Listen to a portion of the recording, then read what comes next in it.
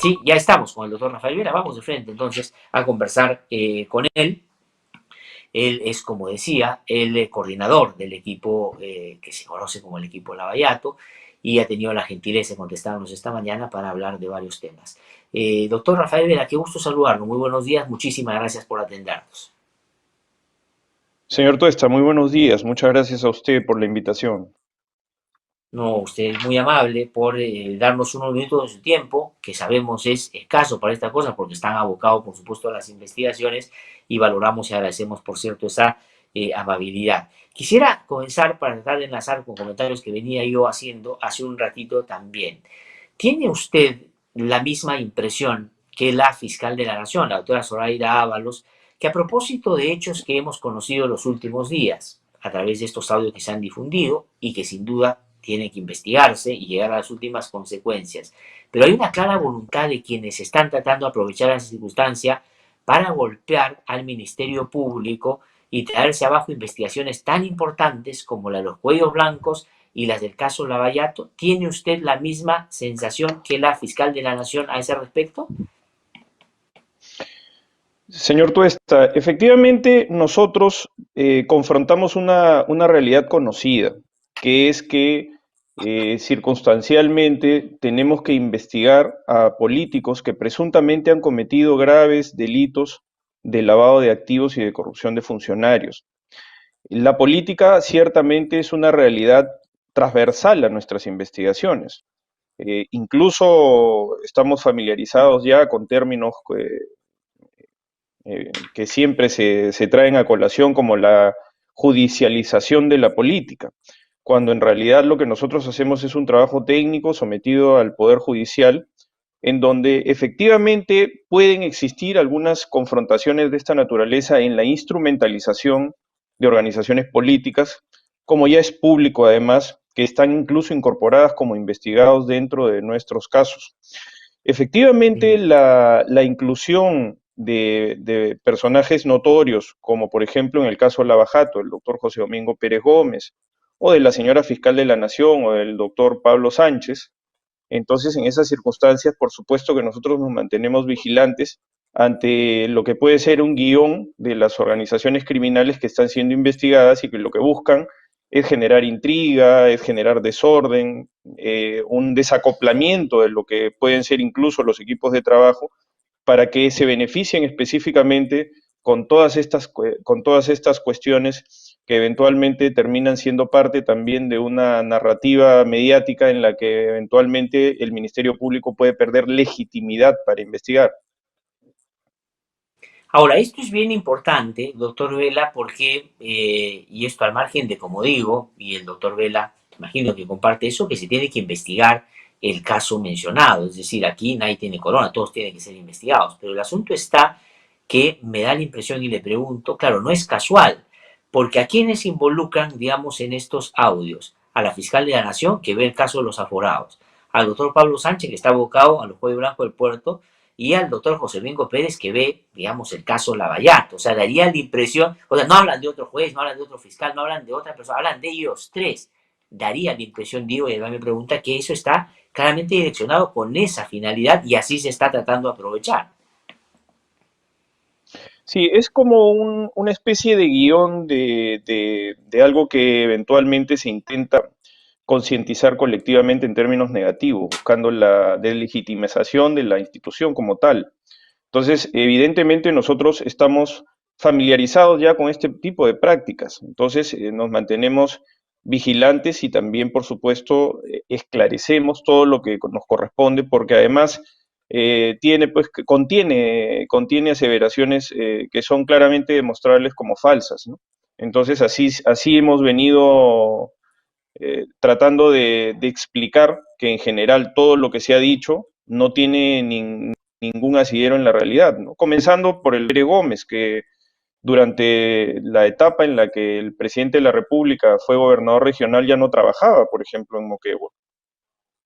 Uh -huh.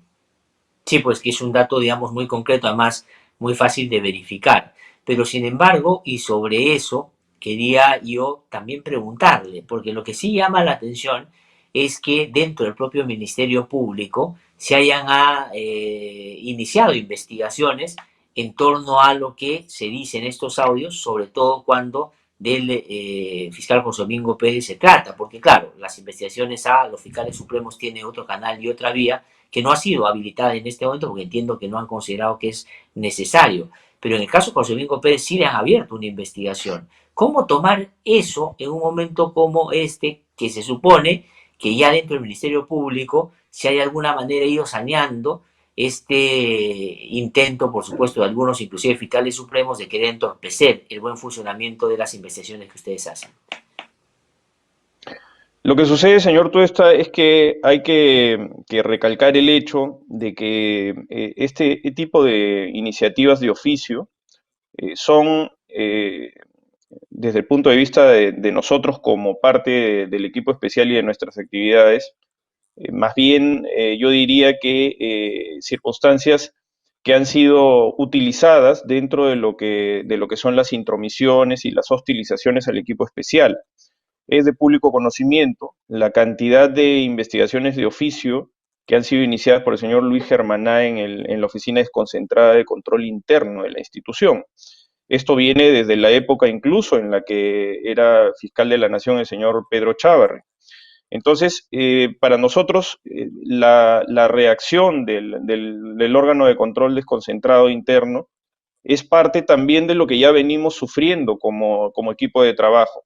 No solamente ha sido el doctor Pérez, hay otros integrantes del equipo especial que también se les han abierto indagaciones de esta naturaleza, bajo el escudo de que nadie está exento de control. Nosotros siempre nos sometemos al control y en todo sentido tratamos de dar las explicaciones permanentemente, pero es evidente que en este caso lo que usted ha dicho es la clave dentro de la cual se tienen que resolver estas circunstancias, que aquí las menciones tienen que previamente haber sido corroboradas y adicionalmente también entendidas desde el contexto de lo que correctamente usted enfocó, que aquí se ha nombrado también tanto a la señora fiscal de la Nación como al señor doctor Pablo Sánchez.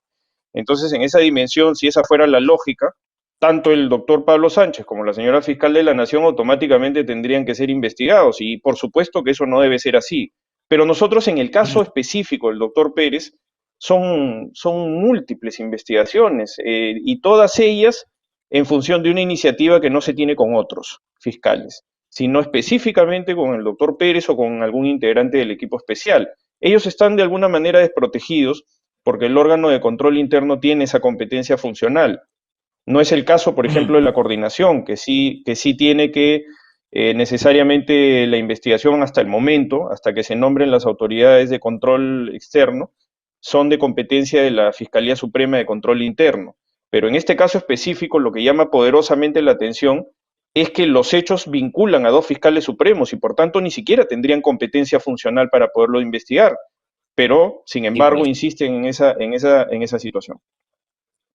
Ahora, pero entonces eso, doctor Vela, ¿qué significa concretamente? Porque cuando la Junta Nacional de Justicia tomó la decisión de suspender a algunos fiscales supremos, entre ellos Tomás Aladino Gálvez y el señor Chávarri, uno decía, claro, sacándolos a ellos, este tipo de acciones iban a disminuir, porque sin duda ellos eran actores protagónicos, además por propia voluntad y por su propia situación, de traerse abajo las investigaciones que ustedes hacían. Eso era evidente y ustedes lo hicieron notar en más de una oportunidad. Pero eso quiere decir que pese a que ellos han salido, se han mantenido algunas acciones de hostilidad en contra de ustedes y del fiscal José Domingo Pérez en particular, o, digamos, habiendo algunas cosas que tienen esas características, ha disminuido de manera significativa al no estar presente ellos.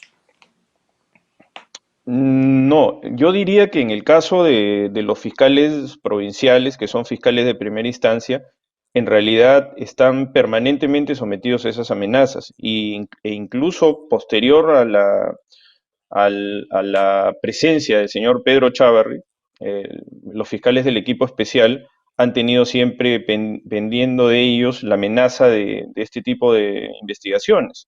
Y no es que nosotros no nos allanemos a las investigaciones y a las explicaciones. Lo que sucede es que el trato siempre es peculiar y desigual. Y en función de las circunstancias ya es un patrón de comportamiento dentro del cual cada vez que hay alguna mención al doctor Pérez, por ejemplo, se le abre una investigación sin hacer ninguna indagación previa al respecto, ¿no? Y como le repito, en este caso en particular, en el contenido de los audios, desde la perspectiva de lo que nosotros podemos comentar, evidentemente, también, si esa fuera la lógica, entonces se estaría investigando por una instancia que no tiene esa legitimidad a dos fiscales supremos, que es la señora fiscal de la Sí, pues, Nación y el doctor Pablo Sánchez.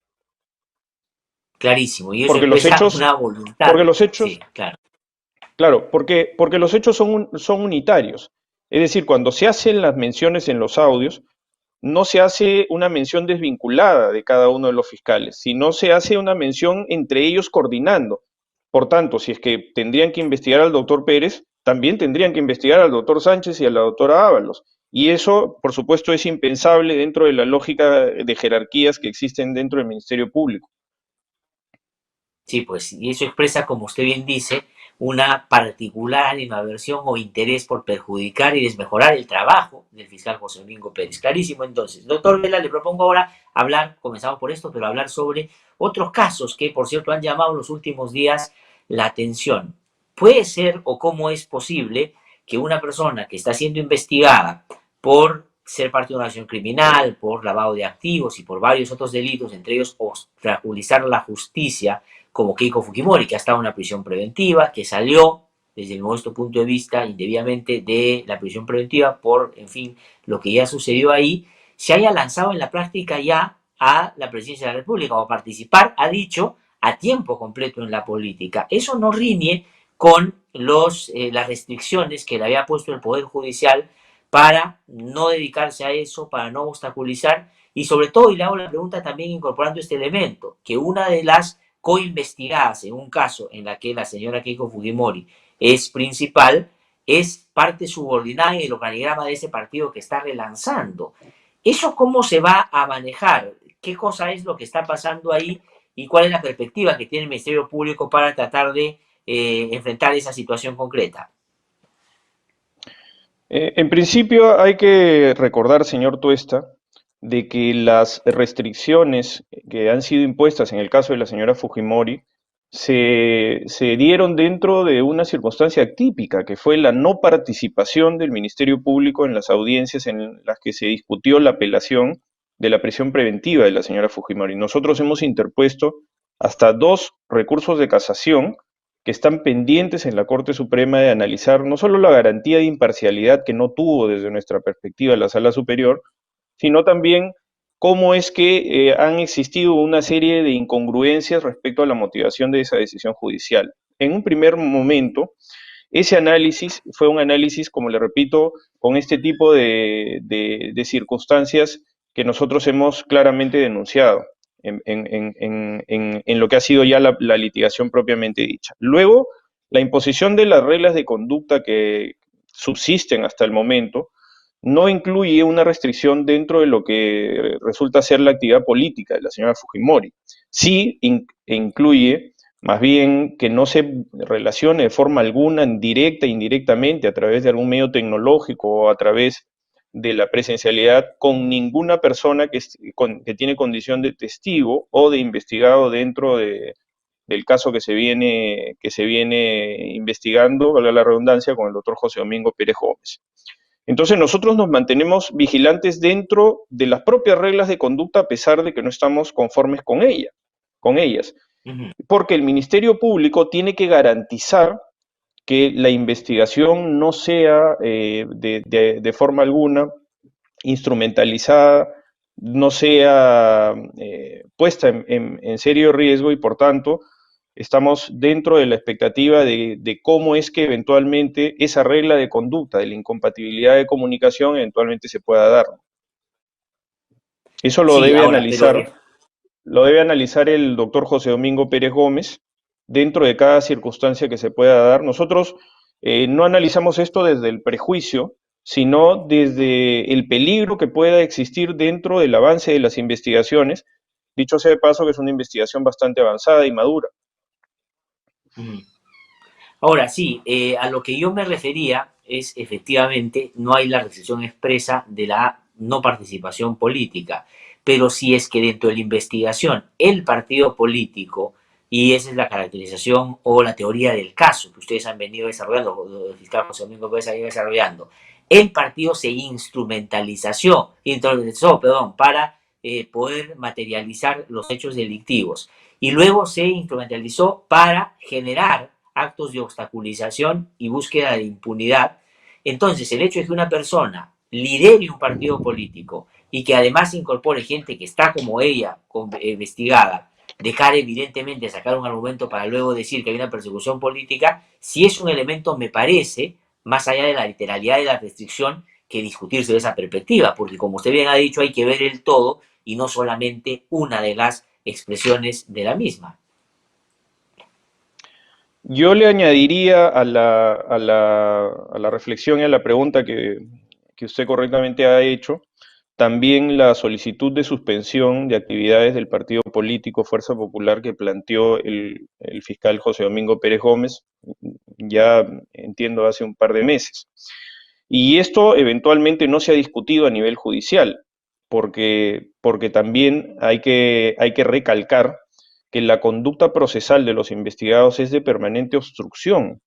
Un hecho que ha pasado de alguna forma desapercibido es que el juez Víctor Zúñiga, si el dato no me falla, debe tener 13 recusaciones que han dirigido en su contra y que permanentemente buscan que no avance en el desarrollo de las audiencias, porque un juez recusado no puede realizar sino audiencias urgentes e inaplazables. Por eso es que hay un embalse de audiencias pendientes y por tanto no se puede discutir judicialmente también incluso hasta este pedido de suspensión de actividades del partido, en la medida en que el partido ya está formalmente incorporado como investigado dentro del denominado caso Keiko Fujimori. Entonces aquí ya hay, desde el punto de vista de una no solo causa probable de investigación, sino desde la gravedad de los acontecimientos, un pedido cautelar en ese sentido que tiene que ver lógicamente con todo lo que es usar una organización política con fines utilitarios, más bien dentro de lo que incluso se investiga y se trata del uso de los partidos políticos dentro de Claro, lo que puede corresponder a la proscripción de impunidad. claro, porque hay una diferencia, ¿no es cierto? Que es, tal vez de repente, algunos entienden muy sutil, pero para mí es determinante, es gravitante. Aquí no es que la prohibición apunta a que no puede expresarse políticamente, es decir, a nadie le pueden prohibir que tenga una postura política, inclusive, digamos que un contexto como este pueda participar de actos políticos. Pero el asunto está si el antecedente o el precedente en la construcción del caso es que la agrupación política fue el instrumento para la materialización del delito y para la obstaculización después, al punto que han pedido que se suspenda su vigencia como tal, hay un elemento que hay que sin duda analizar también. Pero quería yo sobre esto preguntarle también si es que esto que está sucediendo, usted ha dicho que va a ser objeto seguramente de algún recurso que va a presentar el fiscal José Domingo Pérez, pero ha dicho también que el caso conocido como Keiko Fujimori es un caso que está bastante avanzado. Y en los últimos días se ha hablado de que ya está a punto de que se pueda producir la acusación, luego el control de la acusación y ojalá dentro de poco el juicio, que es lo que va a finalmente terminar el grado de participación que ella tuvo. ¿Cómo va eso más en términos de los tiempos, doctor Vela? ¿Qué calcula usted que va a pasar y en qué tiempos? Señor Tuesta, efectivamente es un caso bastante maduro, incluso no desde lo que pueda decir el Ministerio Público, sino de la propia Sala Superior que analizó el recurso de apelación de la señora Fujimori sin presencia del Ministerio Público. Esa resolución, que finalmente ha sido recurrida en un recurso de casación, también establece la sospecha grave dentro de los acontecimientos y por tanto estamos ante un caso bastante avanzado notoriamente. También es verdad que los procedimientos fiscales han sido afectados durante la pandemia y los protocolos de bioseguridad lo que determinan en cuidado ciertamente del personal fiscal y administrativo es que también exista una reducción de las horas de trabajo correspondientes dentro de lo que son en general las diferentes investigaciones. Sin embargo, nosotros tenemos una planificación estratégica de concluir con la investigación y analizar las pretensiones acusatorias hacia finales de este año, probablemente antes de la finalización de este año, porque lo único que se encuentra pendiente es la culminación de un grupo de pericias que están bastante avanzadas, diría yo también en ese sentido, pero que eventualmente es indispensable que sean culminadas para que las pretensiones acusatorias, reitero, puedan ser analizadas en conjunto con todos los elementos, con toda la información y la evidencia que se ha ido incorporando durante todo el proceso de la investigación. Más allá de eso, es una investigación que además tiene un plazo vigente, que recién vencería en octubre del próximo año. Pero debido a que ya la propia investigación en su madurez determina que no obstante que pueda haber un plazo vigente, nosotros siempre hemos apuntado a culminar las investigaciones dentro de la razonabilidad y dentro de la proactividad del equipo fiscal. Nosotros entendemos que deberíamos ya culminar con la investigación hacia el mes de noviembre o seguramente a principios del mes de diciembre. Y eso quiere decir que ahí se haría la acusación y entra ya el control de acusación y podría entonces, si todo eso avanza, porque los defensores de Keiko Fujimori, quienes están junto con ella investigados, van a seguramente interponer una serie de recursos en el camino. ¿Cuándo podríamos, digamos, entendiendo la complejidad del caso, ya iniciar un juicio sobre el caso este de Keiko Fujimori? Señor Tuesta, a mí lo que me corresponde es hacer un comentario de la planificación estratégica. Yo no puedo adelantar el análisis de las pretensiones acusatorias, porque eso es trabajo del fiscal José Domingo Pérez Gómez.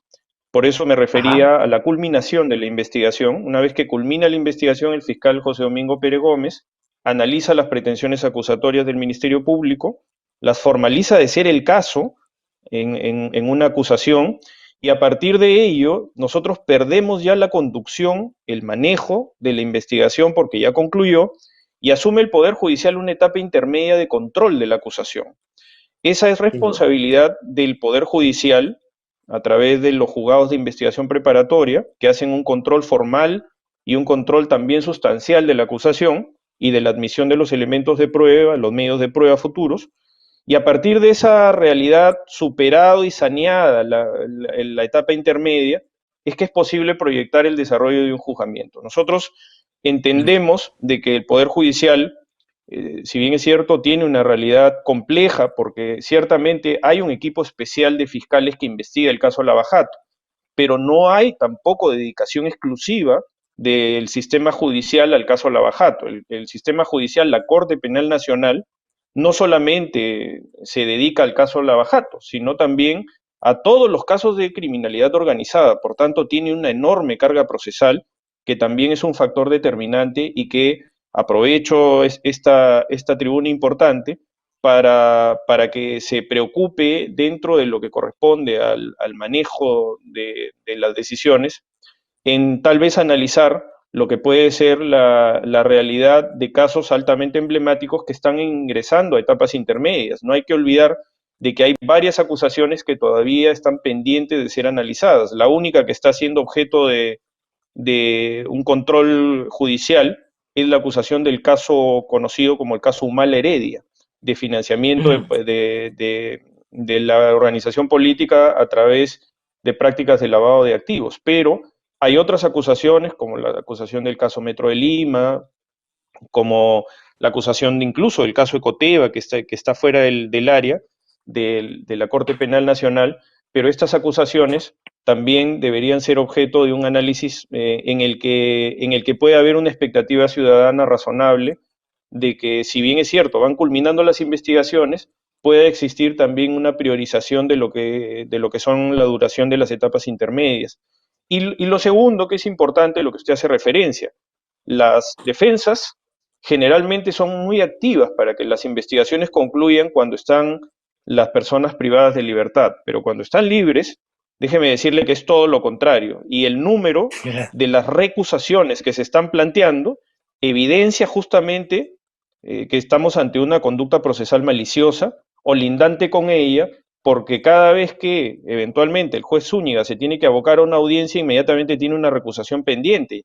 Ya han sido rechazadas 12 recusaciones contra el juez Zúñiga y siguen planteándose otras recusaciones para evitar que el juez Zúñiga pueda seguir avanzando como lo que correspondería eventualmente en un caso que ya está culminando en la etapa de investigación. Sí. Ahora, esta actuación maliciosa que usted refiere, ¿no es cierto?, que utilizan varios abogados en estos casos, hace pues que presente uno que otro recurso para tratar de dilatar la posibilidad de que se pueda ya concentrar en la etapa que corresponde la discusión sobre la responsabilidad de sus patrocinados. Pues yo le preguntaba el tema de los plazos, en el entendió claramente de que efectivamente hay un momento en el que ya el Ministerio Público pierde la posibilidad del manejo del caso, pero ¿a qué iba yo? Que hay una pretensión o hay un evento que va a originarse el próximo año que está moviendo a varios de los que están involucrados en estos casos, que es el proceso electoral. Por eso le decía, si es que todas estas acciones maliciosas van a seguir dándose seguro para que sus patrocinados, en el caso de Keiko Fujimori, me da la impresión, lleguen hacia las elecciones del próximo año sin siquiera que se haya comenzado un juicio para tener un argumento de que no tienen nada todavía por lo cual responder. Me da la impresión de que están tratando de hacer que calcen esos tiempos. Mire, nosotros estamos ajenos a esa coyuntura. Nosotros actuamos dentro de un plano técnico. Las investigaciones han avanzado dentro del reconocimiento también de los derechos de los investigados. Los comentarios relacionados con las defensas técnicas son parte de la litigación y así los afrontamos. Y como tal, nosotros dirigimos la etapa de investigación.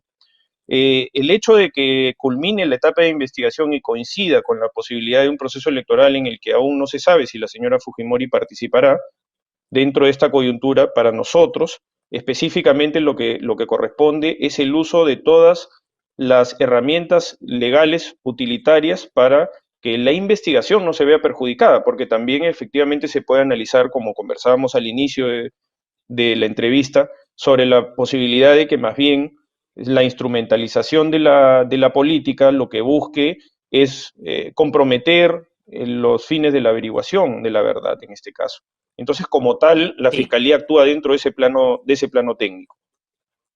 No, de acuerdo, pero digamos, en el marco de la discusión centralmente técnica, por supuesto, o técnica básicamente que ustedes desarrollan, hay elementos en el comportamiento de quienes son parte del caso que todos conocemos y que claramente han buscado obstaculizar. De hecho, el Congreso anterior se disolvió en buena medida porque había sido parte de su función de eso. Hay varios fiscales supremos que han sido suspendidos por estar relacionados con esas acciones obstruccionistas, en fin. Pero lo otro que quería preguntarle, doctor Vela, tiene que ver con lo que el otro día nos hizo saber la señora Marta Chávez. Dice que ella tiene una copia del acuerdo que ha suscrito el Ministerio Público con Odebrecht y la Procuraduría, y que además ha dicho que lo va a hacer público, que lo va a repartir entre sus colegas. Después ha sacado un tuit diciendo, en realidad, antes de que empiecen a decir tal o cual cosa contra mí, quiero decir que solo he conseguido una biblioteca digital. ¿Eso es posible? ¿Qué cosa es lo que ha pasado y qué medidas van a tomar frente a eso? A ver, señor Tuesta, en principio hay que contextualizar lo que es una herramienta muy valiosa, utilitaria, que es la colaboración eficaz. La colaboración eficaz es atacada permanentemente como una herramienta legal utilitaria por quienes sufren las consecuencias del uso de la información privilegiada.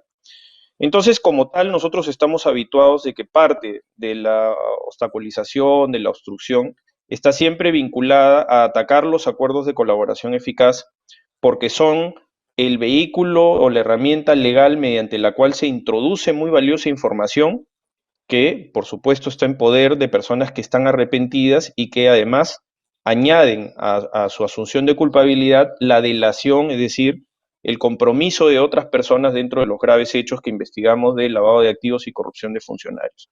Por tanto, la conducta de la señora Marta Chávez es una conducta que viene desde incluso el Congreso pasado a través del uso de una mayoría parlamentaria en ese sentido, ¿no? Ya es conocido públicamente el llamado chat de la botica, en general todas las prácticas obstructivas, dentro de las cuales incluso está el desprestigio de los fiscales, justamente a colación de lo que conversábamos al inicio de la investigación de por qué surgen estos nombres, ¿no? Dentro de estos audios, ¿no? Que es también deslegitimar a la institución como tal en sus personajes.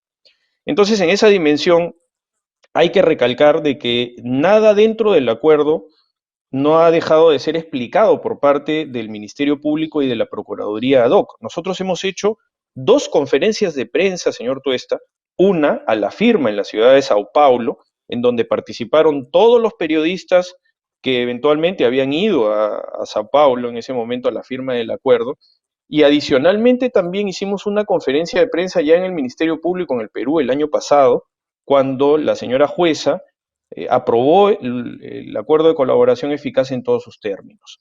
Entonces nosotros nos hemos sometido al escrutinio público, incluso déjeme decirle que los términos del acuerdo han servido para que el señor fiscal supremo suspendido e investigado por la justicia con impedimento de salida del país, el señor Tomás Aladino Galvez Villegas, nos denuncie ante una Fiscalía Suprema que hace poco más de un mes archivó esta denuncia porque no tenía ningún sentido de legalidad. Entonces, los términos del acuerdo, nosotros somos los que los hemos transparentado dentro de dos conferencias de prensa, hemos permanentemente explicado todos los términos del acuerdo, por eso es que hay incluso un ataque permanente de los términos del acuerdo, porque nosotros somos los que los hemos hecho públicos en la medida de lo que eso puede ser un acto de transparencia. Sin embargo, hay algunos sustratos fácticos que tienen que mantenerse en reserva por disposición de la ley y del juez. Y eso sí es preocupante en que una señora congresista no quiera respetar la ley, no porque nosotros lo digamos, sino porque el ejercicio de la función pública y la representación parlamentaria tiene que necesariamente también respetar lo que la ley determina. Y la ley determina que hay reserva y adicionalmente así lo ha establecido el Poder Judicial.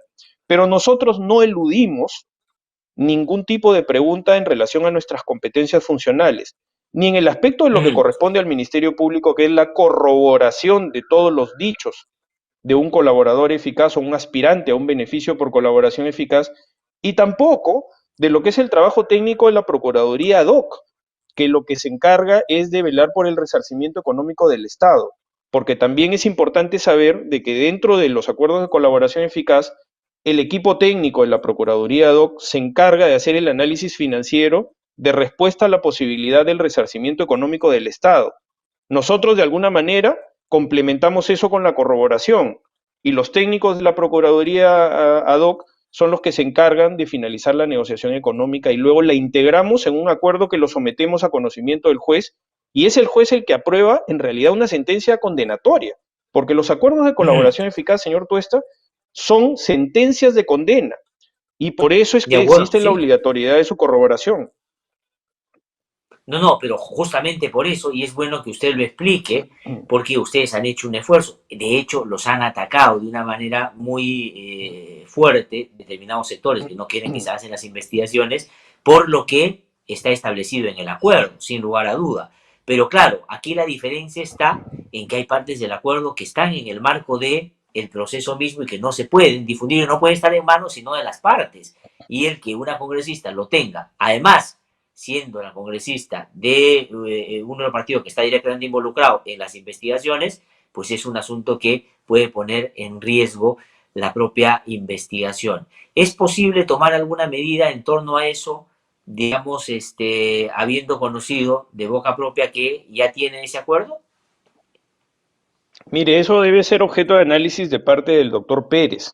No hay que olvidar que la señora Marta Chávez, además, hasta hace muy poco, era abogada del partido Fuerza Popular. Es decir, ha participado, lo hemos visto en las audiencias en el canal Justicia TV, participando activamente y por tanto, claramente creo que mínimamente tiene un conflicto de interés que ella está llevando dentro de ese mismo estilo de obstaculización y de instrumentalización.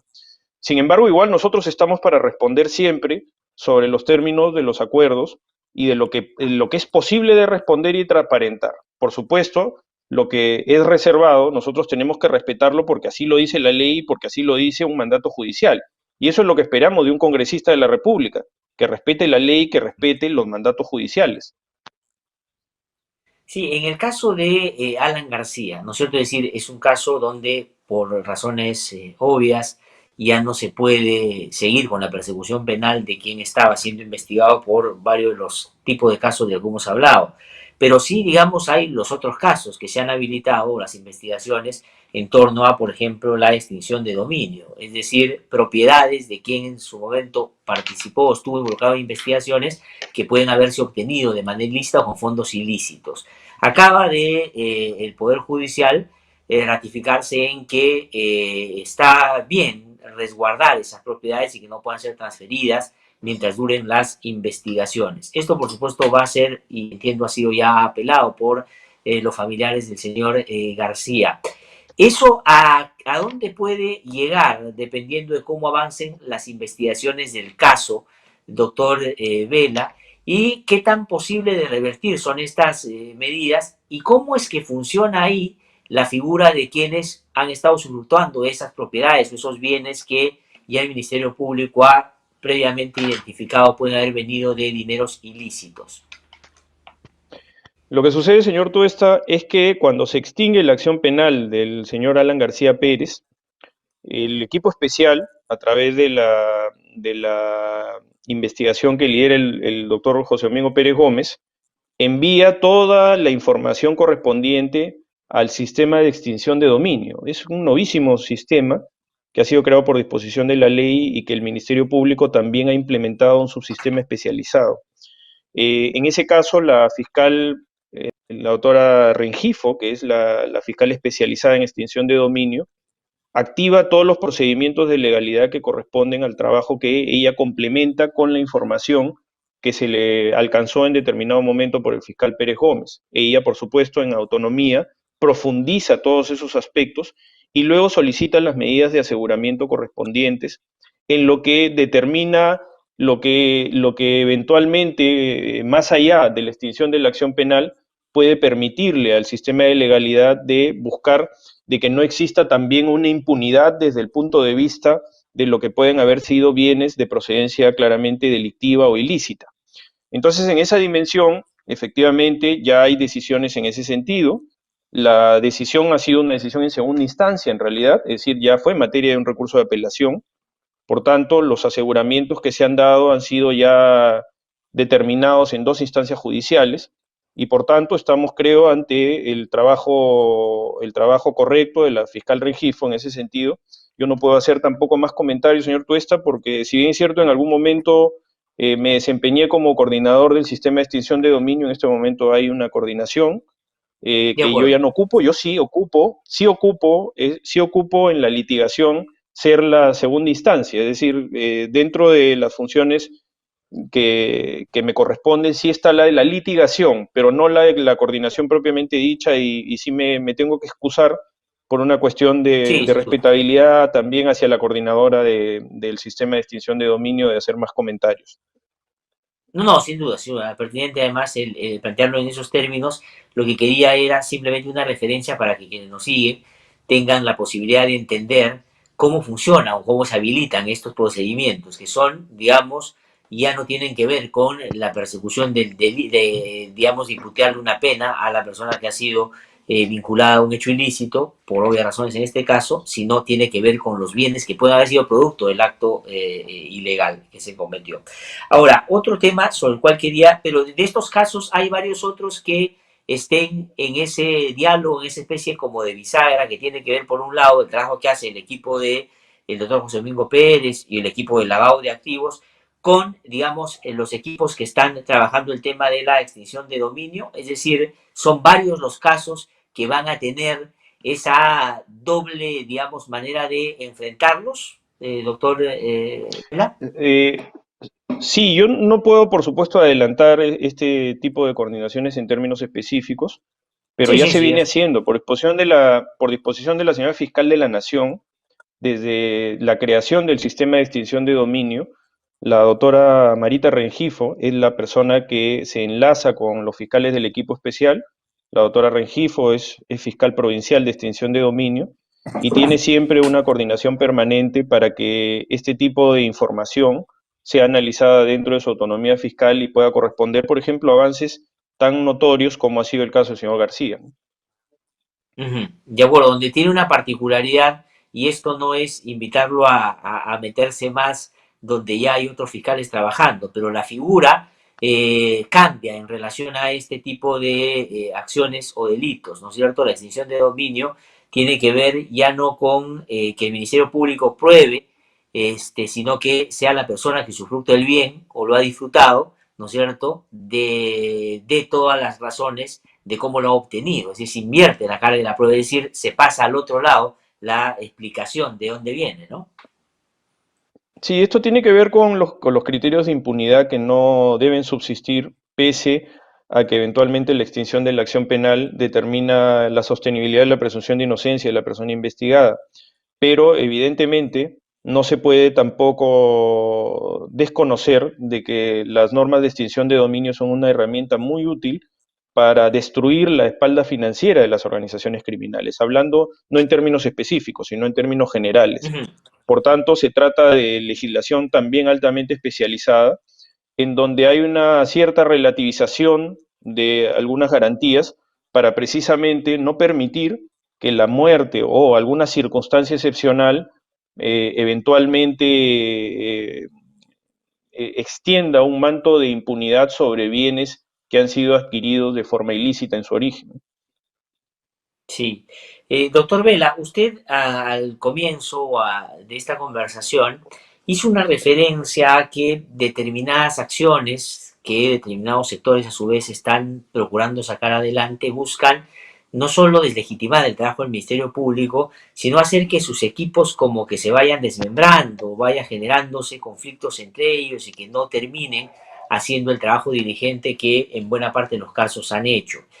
Y sobre eso quería preguntarle, no está directamente vinculado al equipo Lavallato, pero sí a lo que pasa también en el Ministerio Público con sus colegas del equipo que investiga los cuellos blancos del puerto. Y a estas alturas creo ya es muy difícil discutir o hablar de un caso sin vincularlo con el otro, porque uno le daba la red de impunidad que buscaban, por supuesto, los que estaban en el caso Lavallato. El caso de la doctora Rocío Sánchez, lo que ha pasado ahí, además tiene que ver con, al parecer, entre otras cosas, el manejo de un caso en el que también ha tenido conexión ciertamente un caso que lleva el equipo Lavallato y que tiene que ver con las investigaciones que se están haciendo con el caso del señor Guzmán, por ejemplo. ¿Cuál es su opinión sobre lo que está pasando ahí? ¿Dónde, cómo hay que ponderar ese tema? ¿Dónde hay que ubicarlo?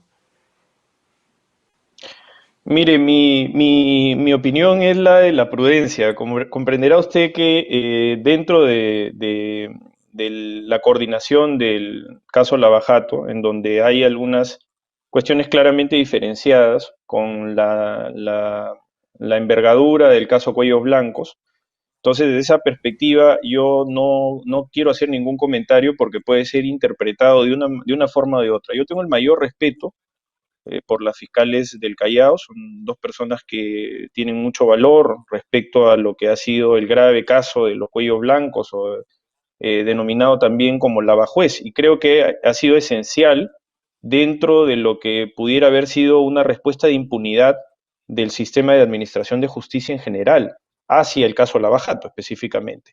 Por tanto, tiene un valor notable dentro de lo que ha sido el avance también de nuestras investigaciones, porque nos ha permitido que el factor de lo que podría haber sido la corrupción y la impunidad eventualmente se pueda haber extendido también sobre el caso Lavajato. Entonces, en esa Mm. medida, sí, claramente yo lo que debo decir es que nosotros, dentro del equipo especial, trabajamos bajo una estructura lógica que responde al caso en particular, en donde eventualmente sí se pueden dar algunas circunstancias de aforamiento, es decir, de coordinación con las instancias supremas, pero esencialmente la mayor carga de litigación está dentro de las instancias inferiores, es decir, dentro de las fiscalías provinciales. El caso de los cuellos blancos es un caso bastante sui generis, porque no solamente hay esfuerzo de litigación en las fiscalías provinciales, sino en las fiscalías superiores y también en las fiscalías supremas. De hecho, en tres fiscalías supremas se discute el caso Lavajato, ¿no? Es Ujú. decir, en la Fiscalía de la Nación, en la Fiscalía del doctor Fernández Alarcón y en la Fiscalía del doctor Pablo Sánchez Velarde. De tal manera de que yo no tengo delegación de labor de coordinación y por tanto mis comentarios le pido la licencia de que no Sí, correspondan ya a las acciones que se están tomando en ese sentido por parte de las diferentes instancias del Ministerio Público, Pero sí hay que recalcar que nuevamente lo que conversábamos, ¿no? En la búsqueda de deslegitimar las investigaciones, se busca deslegitimar también a los personajes que intervienen en ellas. Entonces siempre el debilitamiento de una investigación va siempre en orden al cuestionamiento que puedan haber de quienes lideran esas investigaciones. Y creo que Claro, claro. claramente también los que se pueden beneficiar en ese sentido con el debilitamiento de la unidad institucional, ¿no? Se benefician evidentemente los investigados que buscan, como le repito, deslegitimar a quienes son los investigadores. Sí, claro, por eso a eso me refería más que todo. Efectivamente, cada uno tiene su dinámica y todas respetables. Yo creo que han hecho las fiscales Castro y Sánchez un magnífico trabajo, además muy valiente. Yo creo que cuando uno refiere el lado bueno del Ministerio Público, habla, por ejemplo, el equipo de Lavallato y ese equipo de fiscales, está claramente. Pero a lo que voy es a quién le puede terminar siendo útil discrepancias de esta naturaleza, además tan exhibidas y no tan manejadas internamente para superarlas.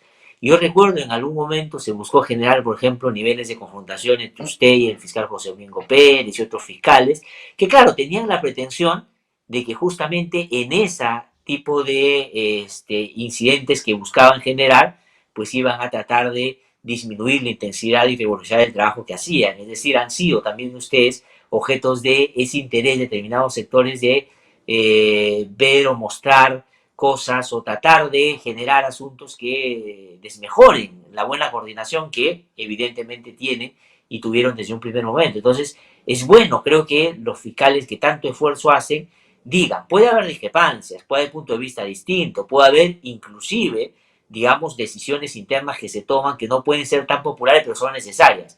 Pero el asunto está que siempre hay que, por lo menos, decir que mínimamente eso no tiene que beneficiar a los imputados, sino más bien tiene que buscar fortalecer el trabajo de los fiscales. Y ahora da la impresión de que estamos en esa situación, ¿no? Y a mí me apena mucho que se presente además el caso como dos fiscales muy valientes y muy diligentes ambas, que como que son amigas peleadas y que en realidad eso está generando un problema en el sistema. Entonces me da la impresión de que no es lo mejor que hay que expedir un momento como este. Pero entiendo su excusa también, porque usted no es parte de ese equipo, ¿no?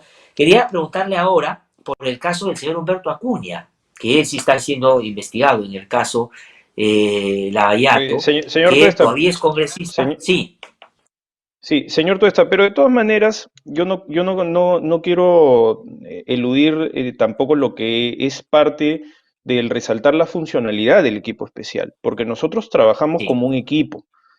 Mire, nosotros discrepancias internas siempre podemos tener, sin porque duda. evidentemente en un grupo heterogéneo pueden haber enfoques, opiniones que eventualmente puedan ser discrepantes internamente, pero nosotros creo que hemos conseguido la cohesión necesaria para funcionar como un equipo. Le voy a poner un ejemplo más allá de las críticas.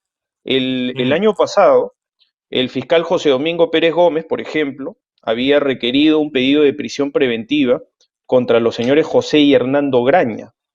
Los señores José y Hernando Graña en su momento habían solicitado acogerse a beneficios por colaboración eficaz con la doctora Norma Giovanna Mori en el caso esencialmente Gasoducto del Sur. Entonces, tan pronto el fiscal Pérez tomó conocimiento de que su colega había iniciado un proceso especial, procedió inmediatamente a desistirse de los pedidos de prisión preventiva que eventualmente habían formulado porque el criterio de ser un equipo implica que uno respete también al colega en sus decisiones autónomas. Y creo claro, que esa legitimidad sí la tenemos desde el punto de vista funcional, porque se nos puede, por supuesto, libremente criticar en nuestras cuestiones operativas, en nuestras decisiones en general, pero desde el punto de vista de la respuesta de división de roles y tareas en un caso tan complejo, nosotros funcionamos de acuerdo a lo que la ley establece, que es que en los equipos especiales hay una coordinación de un nivel superior que de alguna forma enlaza a todos dentro de una planificación estratégica común. Y en un caso de ujú, esta envergadura resulta indispensable que el establecer orgánicamente división de tareas, porque es un caso muy complejo, en donde no es que pueda existir una sola figura, sino en donde hay un equipo de fiscales, el fiscal Pérez por un lado, el fiscal Juárez Atoche, En su momento lo fue el doctor Puma, la doctora Carol Cuba, la doctora Norma Giovanna Mori, la doctora Milagro Salazar, la doctora Delgado Panes, el doctor Walter Villanueva, el doctor Hamilton Montoro, todos tienen una responsabilidad, pero al momento de ser solidarios entre ellos, todos también establecen la entrega de información, el compartirla y esencialmente en respetar cuando un colega toma la decisión de, por ejemplo, iniciar procesos especiales, porque eso significa que eventualmente a alguien que está siendo investigado, tal vez hasta por otra fiscalía, por la pasión del momento, puede sentirse de alguna forma afectado, pero respeta plenamente lo que su colega ha hecho y por el contrario, la apoya dentro de lo que son las Claro, coyunturas del avance de las investigaciones. Discúlpeme que haya tenido que hacer toda esta explicación, porque no quiero tampoco eludir la respuesta en lo que es la funcionalidad del equipo especial.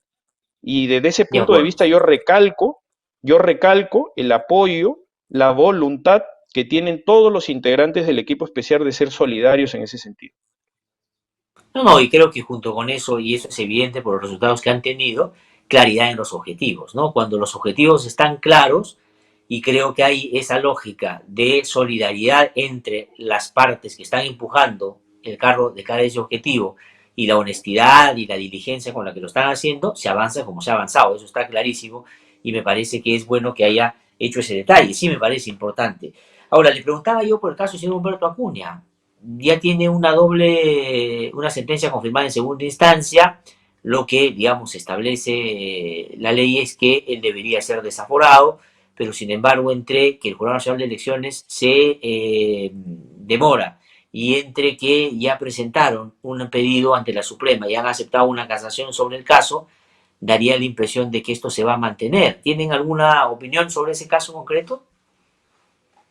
Miren, no específicamente, porque no es un caso que esté dentro de la coordinación del equipo especial. En general es un caso ajeno al equipo especial, pero sí el señor Humberto Acuña tiene la condición de investigado en el caso Trasvase Olmos, que es un caso que también tiene sospecha grave de investigación, porque se trata de la participación del señor Simons, que está en este momento con una medida de detención domiciliaria. Entonces, en esa dimensión, para que exista detención domiciliaria, de la misma forma que acaba de pasar en el caso Gasoducto del Sur, en el caso de la señora Heredia, previamente tiene que existir una sospecha grave, es decir, tiene que haber un caso sólido contra ellos.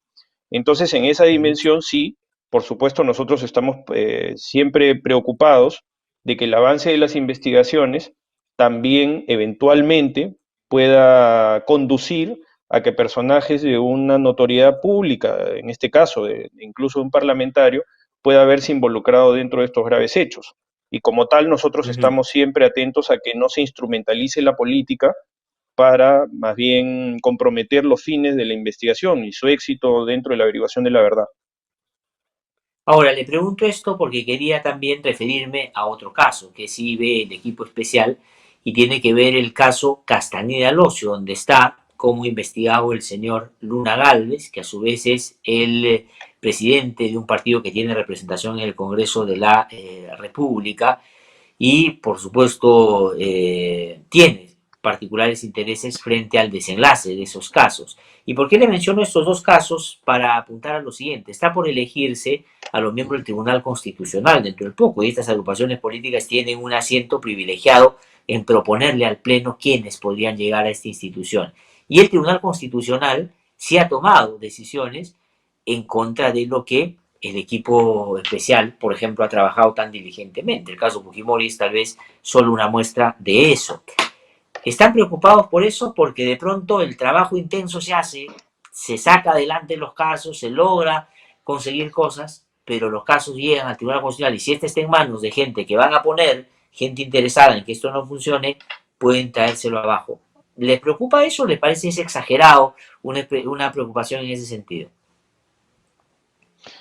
Mire, lo que sucede es que son procedimientos parlamentarios. Nosotros no podemos tener una opinión de esos aspectos políticos porque significaría que estaríamos generando algún nivel de intromisión sobre algo que aún no ha sucedido.